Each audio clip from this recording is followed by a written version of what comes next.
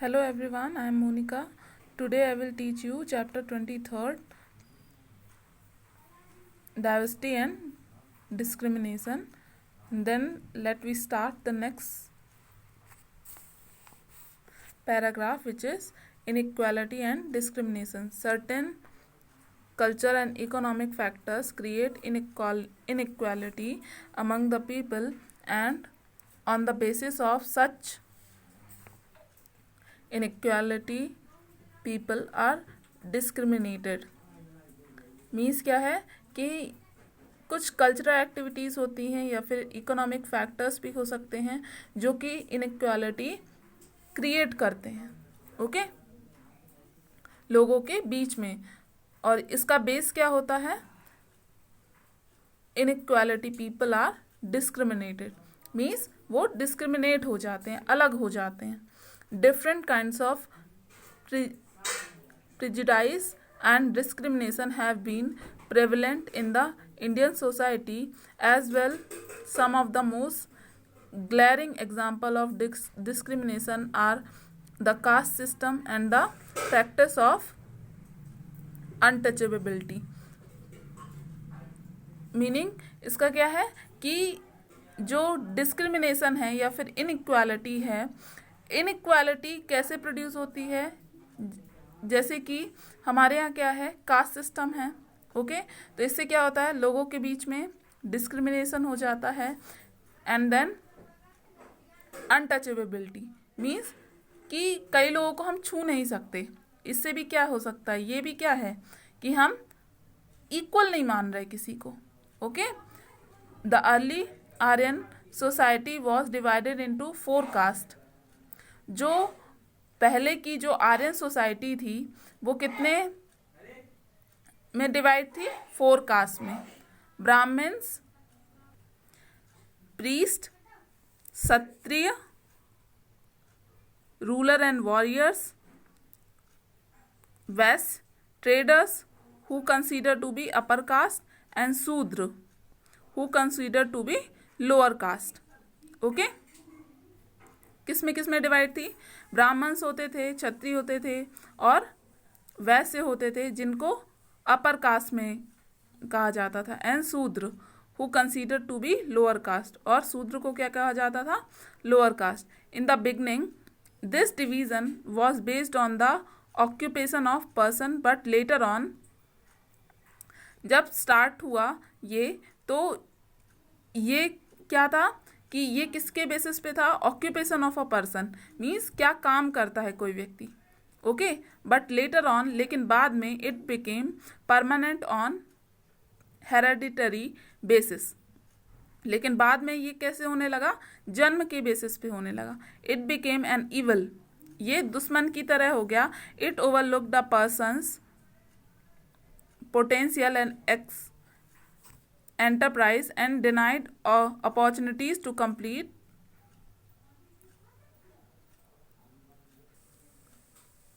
to competent man.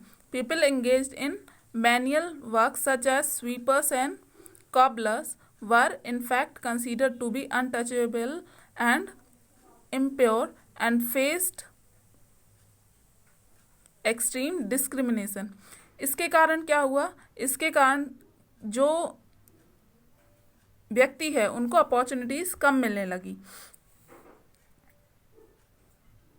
और लोग जो थे वो मैनुअल वर्क में, जैसे कि स्वीपर्स या फिर कॉबलर है अगर, तो उन्हें क्या फेस करना पड़ा कि वो अनटचेबल हो गए या फिर इम्प्योर हो गए, एंड उनको डिस्क्रिमिनेशन फेस करना पड़ा। They were considered as outcast, deprived of education, job opportunities and all avenues of progress as well as social status in society. Means उनको क्या रखा गया? उनको एजुकेशन से दूर रखा गया, उनको जॉब अपॉर्चुनिटीज़ नहीं मिली, ओके। और या फिर जो भी प्रोग्रेस हो रहे थे सोसाइटी में उनसे उनको अलग रखा गया। They gradually became marginalised section of society. Enlightened leaders wanted to free the society from evil practices like untouchability, जो हमारे यहाँ के लीडर्स थे उन्होंने ये सोचा कि इन सब चीज़ों से सोसाइटी को अलग किया जाए, मीन्स ये सब चीज़ें ख़त्म हो जाएं। Enlightened leaders wanted to free the society from evil practices, और ये जो ईवल प्रैक्टिसेस से हैं ये सब खत्म हो जाएं। ये सब कौन चाह रहा था? लीडर्स चाह रहे थे हमारे देश के। Like untouchability, Ishwar Chandra Vidyasagar, Shri Narayan Guru and B.R. Ambedkar were some of the social reformers who tried to break away from the caste system. जो ईश्वर चंद्र विद्यासागर हैं, श्री नारायण गुरु हैं, या फिर जो B.R. अम्बेडकर हैं, उन्होंने क्या सोचा कि वो रिफॉर्मर्स थे, सोशल रिफॉर्मर्स, कि उन्होंने ये ट्राई किया कि कास्ट सिस्टम को ख़त्म किया जाए। The B.R. Ambedkar who himself Dr. B.R. Ambedkar, who himself was a victim of prejudice and discrimination, fought for the rights of the Dalits. जो B.R. अम्बेडकर थे वो खुद एक विक्टिम थे, किसके? डिस्क्रिमिनेशन एंड प्रेजुडाइस के, जिन्होंने फाइट किया किसके लिए? राइट्स ऑफ द दलित्स के अधिकारों के लिए। और दलित्स किसको बोलते थे? अनटचेबल, ओके, जिनको हम टच नहीं कर सकते उनको कहते थे, ओके। उस टाइम पे जिनको हम टच नहीं कर सकते थे उनको कहते थे क्या? Dalits. And led a movement against untouchability, और उन्होंने मूवमेंट चलाया किसके खिलाफ? अनटचेबिलिटी के खिलाफ। Our constitution refers to Dalit as schedule caste. जो हमारा कॉन्स्टिट्यूशन है, संविधान है, उसमें क्या लिखा हुआ है? दलित को शेड्यूल कास्ट लिखा हुआ है। Through they call themselves as Dalits, और जिनको क्या कहा जाता था? दलित कहा जाता था। The difference between economic background also cause for inequality and discrimination. जो डिफरेंस था किसका? इकोनॉमिक बैकग्राउंड का, वो भी एक कारण था इनइक्वालिटी एंड डिस्क्रिमिनेशन का। The poor who are unable to meet their basic needs of food, जो गरीब थे, जिनको खाना भी नहीं मिल पाता था, क्लोथ्स नहीं मिल पाते थे, शेल्टर नहीं था जिनके पास, often experiences discrimination in the neighbourhood, schools, offices, society etcetera. उनको एक्सपीरियंस करना पड़ता था डिस्क्रिमिनेशन अपने पड़ोस में, स्कूल्स में, ऑफिसेज में, सोसाइटी में, एंड ट्रीटेड बैडली, और उनके साथ बुरा व्यवहार होता था। Similarly the racial difference have been a great cause of inequality. ऐसे ही क्या था? रेशियल डिफरेंसेस मीन्स जैसे कोई गोरा है, कोई काला है, ये सब क्या है? ये रेशियल डिफरेंसेस हैं, ओके। ये भी एक कारण था इनइक्वालिटी का between the two sex of society में। For example, long time there were racial differences between the whites and the blacks in the South Africa. Example के लिए बहुत समय तक रेशियल डिफरेंस था किनके बीच में? Whites and the blacks in South Africa. South Africa में किसके बीच में? गोरे और कालों के बीच में। All the laws made for the welfare of whites and non whites had to suffer. जो भी रूल्स थे, लॉज थे, वो किसके लिए बनते थे? गोरे लोगों के लिए बनते थे, और जो ब्लैक थे मीन्स नॉन वाइट्स थे, उनके लिए उनको क्या करना पड़ता था? वो क्या होते थे? सफ़र होते थे। They had to live in separate localities and were not even allowed to use the transport facilities used by the whites. Means उनको सेपरेट लोकेलिटीज़ यानी कि वो डिफरेंट जगह पे रहते थे और उनको ट्रांसपोर्ट तक यूज़ करने का अधिकार नहीं था जिनमें गोरे लोग जाते थे। There were separate educational institution, उनके लिए अलग एजुकेशनल इंस्टीट्यूशन थे। And no jobs in the government department, और उनके लिए कोई भी जॉब्स नहीं थी गवर्नमेंट डिपार्टमेंट में। They even had to carry identification papers, और उन्हें क्या साथ में रखना होता था? Identification paper in their own country, उनकी खुद की कंट्री में। They were treated as inferior by their white rulers, उनको इन्फीरियर की तरह, इन्फीरियर मीन्स बाहर के लोगों की तरह ट्रीट किया जाता था। किनके द्वारा? वाइट रूलर्स के द्वारा। This is called the polity of apartheid, which came to an end by the struggle carried out by the Nelson Mandela. और ये खत्म कब हुआ? जब स्ट्रगल किया किसने? नेल्सन मंडेला ने। ओके, नेल्सन मंडेला कौन थे? एक ग्रेट लीडर। कहाँ के? अफ्रीका के।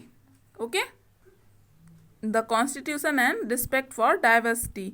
India gain freedom in 1947 but our constitution makers realized that political freedom was meaningless unless it was accompanied by social and economic equality। हमारा देश आज़ाद कब हुआ? 1947 में। लेकिन जो कॉन्स्टिट्यूशन मेकर्स थे, जिन्होंने कॉन्स्टिट्यूशन बनाया, उन्होंने ये सोचा कि हमें तब तक पॉलिटिकल फ्रीडम नहीं मिल सकती जब तक कि सोशल और इकोनॉमिक इक्वालिटी ना हो हमारे देश में। Thus they made provision for the equality to all the people of India. इसलिए उन्होंने प्रोविज़न बनाया इक्वालिटी के लिए, सभी लोगों के लिए, मीन्स सभी लोग इक्वल हों इंडिया में। The preamble to the constitution answers that India is a sovereign, socialist, secular, democratic and republic state. हमारे कॉन्स्टिट्यूशन में क्या लिखा हुआ है? कि इंडिया एक सॉवरेन कंट्री है, सोशलिस्ट कंट्री है, सेक्युलर है, डेमोक्रेटिक है एंड रिपब्लिक है। मीन्स यहाँ पे लोगों को बोलने की आज़ादी है और वो इक्वल हैं।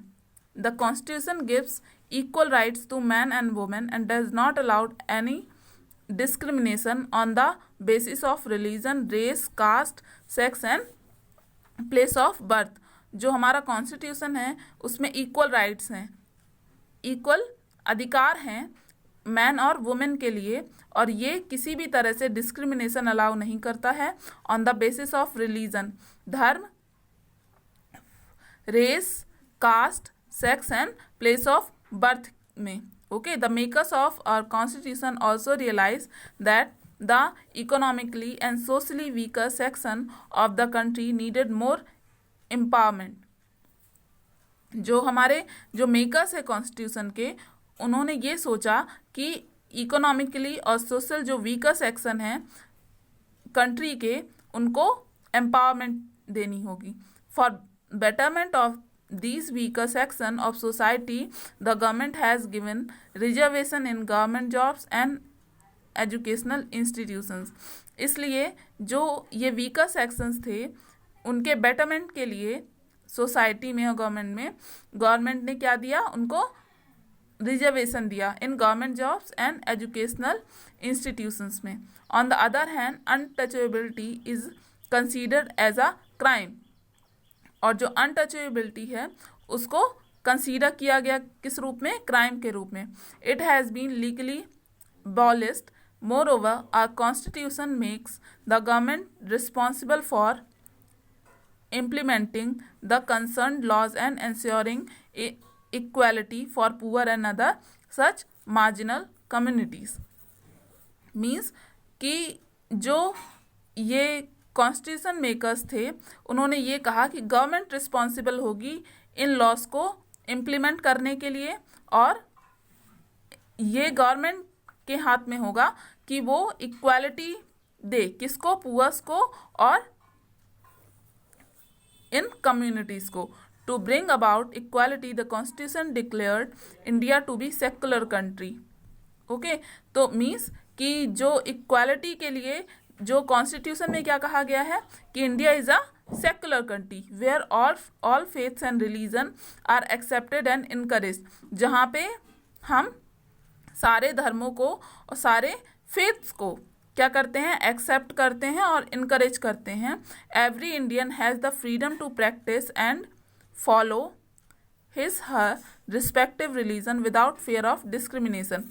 और इंडियंस को, हर एक व्यक्ति को इंडिया में ये फ्रीडम है कि वो फॉलो कर सकता है किसी भी रिलीजन को without fear of discrimination. Okay, they can speak, their own languages and celebrate their festivals. वो किसी भी भाषा को बोल सकता है और अपने फेस्टिवल्स को सेलिब्रेट कर सकता है. The constitution list some fundamental rights to guarantee non-discrimination. These rights are enforced by the court of law. जो कॉन्स्टिट्यूशन है उसमें कुछ फंडामेंटल राइट्स हैं, ओके, कुछ मूल अधिकार हैं जो हमें ये गारंटी देते हैं कि नॉन डिस्क्रिमिनेशन की गारंटी देते हैं. The Constitution of India gives 6 fundamental rights to the citizen. These are the basic rights which every citizen of India enjoys. These are, और वो rights कौन कौन से हैं? First one is right to equality, समानता का अधिकार. Right to freedom, स्वतंत्रता का अधिकार. Right against exploitation, शोषण के विरुद्ध अधिकार. Right to freedom of religion, धर्म की स्वतंत्रता का अधिकार. Cultural and educational right means cultural and educational right. Right to constitutional remedies means कि जो कॉन्स्टिट्यूशनल रेमेडीज हैं उनका अधिकार. However in spite of many struggles and laws, inequality exists in our society even today. कितने भी struggles हुए और loss बने लेकिन फिर भी हमारे यहाँ इनइक्वालिटी अभी भी है सोसाइटी में. People struggles and positive action by the government are necessary to turn this into reality for all the Indians. जो लोगों का स्ट्रगल है या फिर पॉजिटिव एक्शन अगर ले गवर्नमेंट तो ऐसा सच में हो सकता है हमारी सोसाइटी में. Okay, so this is the end of the class. Thank you.